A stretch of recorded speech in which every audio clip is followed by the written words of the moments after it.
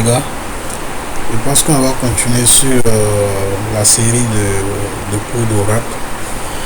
Toujours on est sur, on peut dire que ça concerne toujours les deux niveaux, que ce soit LPE, M2. Voilà. Maintenant, pour les gars du M2, je pense que je vais, comme je l'ai dit, on va spécialiser après. Mais bon, on continue sur ça. Pour ceux qui n'ont pas fait le cours d'Oracle, comment dirais-je, en LP, ou bien bon, on ne sait jamais, puisque réellement la version d'Oracle a changé. Et maintenant, c'est pas la même manière de travailler, c'est plus la même manière de travailler la base de données Oracle 11G et aujourd'hui la base de données, on peut dire quoi, 19C. Donc, c'est pas la même manière. Donc, du coup, je pense que ça peut aider au niveau, par exemple, de M2. Donc, on continue avec notre série. Cette fois-ci, on va faire ce qu'on appelle création des utilisateurs.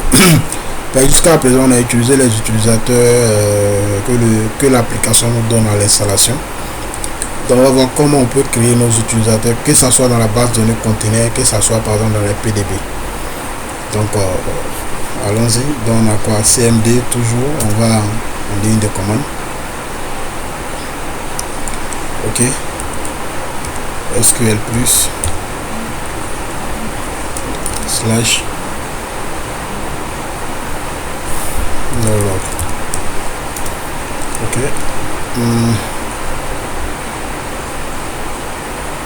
OK, on va connecter sur l'application. Donc, on va se connecter avec l'utilisateur système. Insist arrobase base 6db.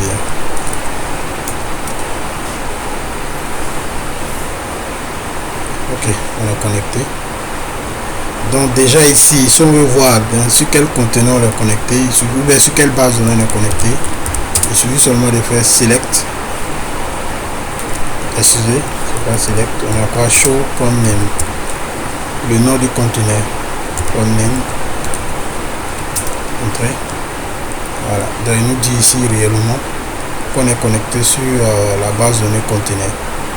C'est bon. Si on veut voir par exemple les PDB, les bases de données enfourchées qu'on a, il suffit seulement d'écrire show. On peut l'écrire aussi avec show simplement comme ça, le W, c'est la même chose. Donc déjà vous voyez que on est connecté, mais ici la seule base de données qu'on a, c'est le ISE PDB1, voilà, qui est en lecture et en écriture. Donc on voit directement que le mode en lecture et d'écriture. Voilà. On peut voir son mode aussi d'ouverture. Je fais select, c'est comme underscore ID si j'ai bonne mémoire. Et on a par exemple mode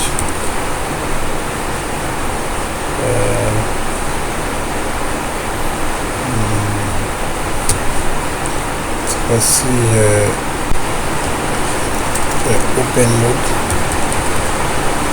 underscore mode from v dollar PDB. Donc quand on regarde ici, on nous dit le mode d'ouverture comme il a dit ici, directement on voit que il a en écriture et l'autre réellement n'est pas, est seulement en lecture. Donc ici, si on veut basculer par exemple sur le PDB 1, je pense que hier on avait essayé de faire ça. Donc il suffit seulement de faire Alt Session. C'est bon, on a 7 container égal par exemple à ISE PDB 1. Voilà, on vient de modifier les sessions. Donc si je tape la même commande comme ça, vous voyez que directement on n'affiche plus la base de données conteneur. Donc on vient de switcher. On appelle ça switcher, on vient de changer de base de données. Donc ici, la manière on crée une base de données dans un PDB et de la manière on crée une base de données, par exemple dans la base de données conteneur on appelle CDB ici, c'est pas la même chose. Donc on va voir les deux modes en même temps. Donc ici, allons-y. On va voir déjà comment créer. Donc je vais switcher toujours. Tac, tac, tac. Switcher ici. C'est CDB de la route. Là on va sur la base de nos conteneurs. Ok. Donc ici, si je te tape la même commande, voilà, on dit maintenant. Donc si on doit créer un utilisateur, c'est la même commande pour le user. On donne le nom de l'utilisateur. Mais ici dans le CDB, si tu veux créer un utilisateur, il faut toujours commencer le nom de l'utilisateur par un C dièse dièse. Donc on va C dièse dièse avant de donner le nom de l'utilisateur. Donc ici je vais appeler ça par exemple user 1 comme ça. Et là je donne par exemple son mot de passe. Identified by AZT. C'est bon. Là je viens de créer un utilisateur ici. Ok, utilisateur créé. Donc vous voyez ici, je viens de créer un utilisateur. Maintenant, si on devrait créer un utilisateur maintenant dans une base de données CDB qui n'est pas conteneur, donc on va toujours switcher, on va changer le truc, on va changer de base de données. Donc il vient ici, je mets maintenant ISE PDB 1. Okay. Et là pour créer un utilisateur, vous allez voir que ici, je n'ai pas besoin d'ajouter le C dièse dièse. Le C dièse c'est pour les utilisateurs qui se trouvent dans la base de nos conteneurs. Et là si je fais ça, voilà, vous voyez que l'utilisateur est créé. Donc c'est un peu ça en fait. Mais un utilisateur créé comme ça en Oracle ne peut pas se connecter, ne peut rien faire parce qu'il n'a même pas de privilège. Privilège, ça veut dire les droits qu'on doit donner à l'utilisateur pour qu'il puisse travailler dans la base de Oracle. Mais ici, les utilisateurs qu'on a créés n'ont pas de droit. Donc pour donner par exemple des privilèges à un utilisateur, on va utiliser par exemple Grant comme ça. Grant, en réalité des privilèges, on a les privilèges qui sont là, mais les privilèges, il y en a tellement, ça dit si on doit mettre privilège, par exemple, si il doit se connecter, je mets dans create session, s'il doit créer la base de données, je suis obligé d'écrire create table, ainsi de suite.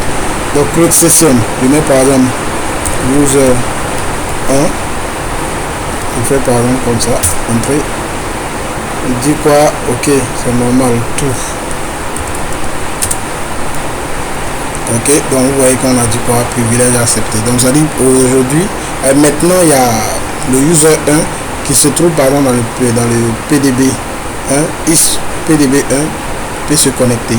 Mais à part se connecter, il ne peut rien faire. Donc vous voyez que c'est un peu compliqué. Si par exemple on doit lister tout ce qu'il doit faire. Donc Oracle nous donne par exemple des rôles. Un rôle en Oracle, c'est rien d'autre que par exemple un ensemble de privilèges. Donc on peut définir des rôles qu'on peut utiliser. Donc on a le rôle connect, on a le rôle ressources, on a le rôle par exemple all privilege, on peut appeler ça comment dirais-je DBA simplement. Donc par exemple si je voulais donner le rôle DBA par exemple où il y a plein de privilèges là-dedans, je pourrais dire au user 1, il me suffisait seulement de dire toujours Grant comme ça. C'est bon, je mets quoi DBA qui est un rôle tout, où il y a assez de privilèges dedans. Pourquoi user 1? Voilà, donc c'est accepté. Donc maintenant il y a plein de choses que je peux faire avec l'utilisateur 1. Donc c'est rien d'autre que ça. Donc on peut faire la même chose de l'autre côté, on peut switcher ici. Voilà, donc on bascule maintenant sur quoi, sur le CDB. On va essayer de rappeler la même commande comme ça,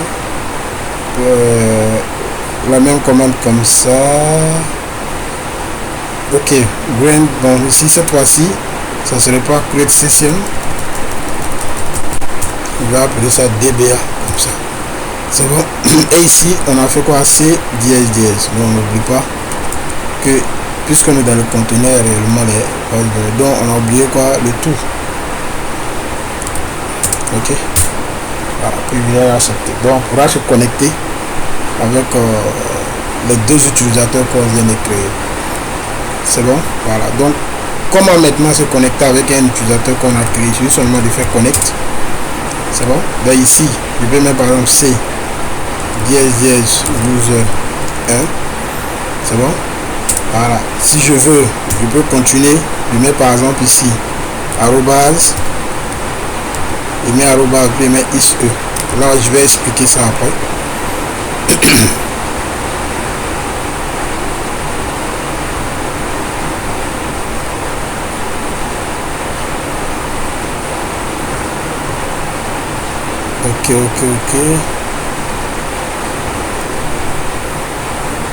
Là, directement, j'ai mis ça ici. C'est la bonne manière. En principe, on fait ça, on met le mot de passe. Voilà, arrobas ISE.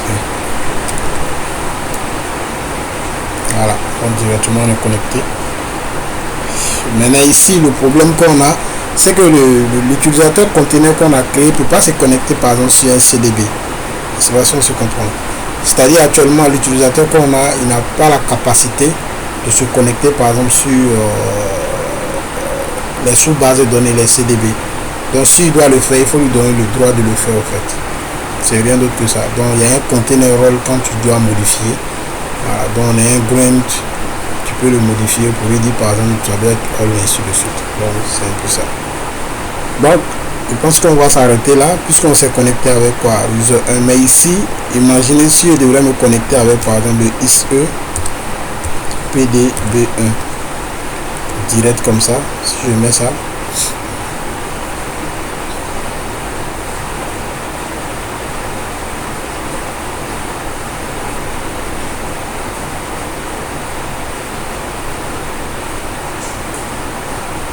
ça prend du temps, je sais pas pourquoi, pas normal. Si on devrait avoir un message direct.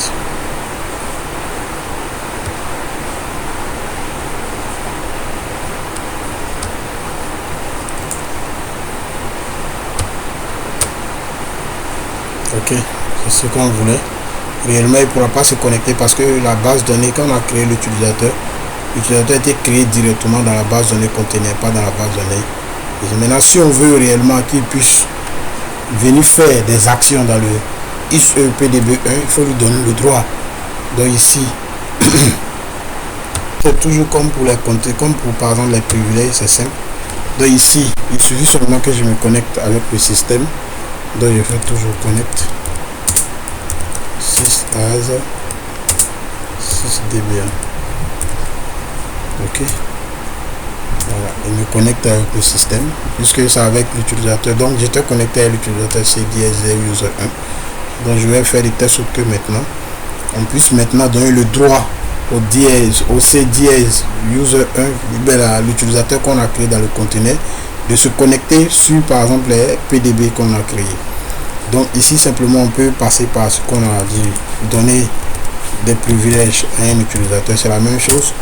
Grant session, create session, pour lui dire par exemple il peut créer par exemple des sessions, ça dit il peut se connecter.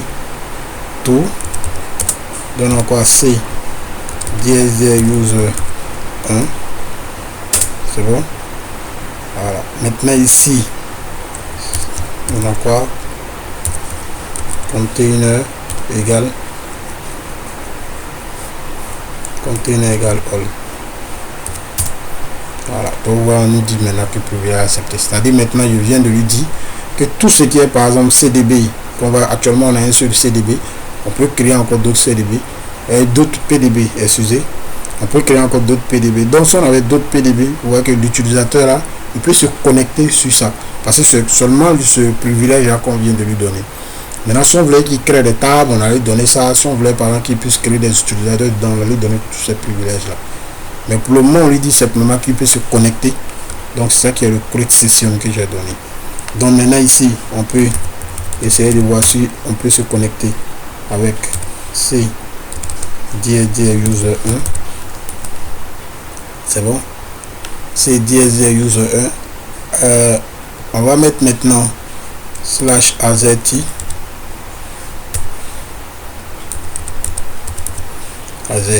arrobase. Et là je mets maintenant par exemple ISE PDB 1. Ok,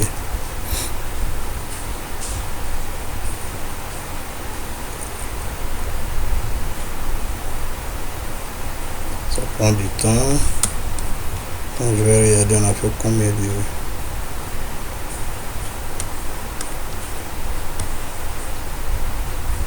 Combien de temps actuellement? Ok, c'est normal parce que ici, en réalité, je me connecte comme si je me connectais avec un alias. C'est-à-dire, on va voir peut-être prochainement, je vais vous expliquer ça avant de continuer. Ici, on s'est pas connecté à des alias. C'est-à-dire, on a créé des alias sur quoi? Le ISE, mais il n'y a pas de truc alias qui est sur le ISE PDB1. Donc ici, ce qu'on va faire, on va écrire toute la chaîne. Voilà, on va écrire toute la chaîne. C'est-à-dire, toute la chaîne, c'est localhost. Il faut que je lui dise, il se connecte sur quelle machine, sur quel port il va se connecter, slash, et là maintenant, je peux donner maintenant ISE PDB1. C'est bon. Voilà, là maintenant on est bon. Donc vous voyez qu'il directement il peut se connecter sur le. Donc s'il fait par exemple show con underscore name, voilà, donc vous voyez qu'il directement il s'est connecté. S'il fait par exemple show user,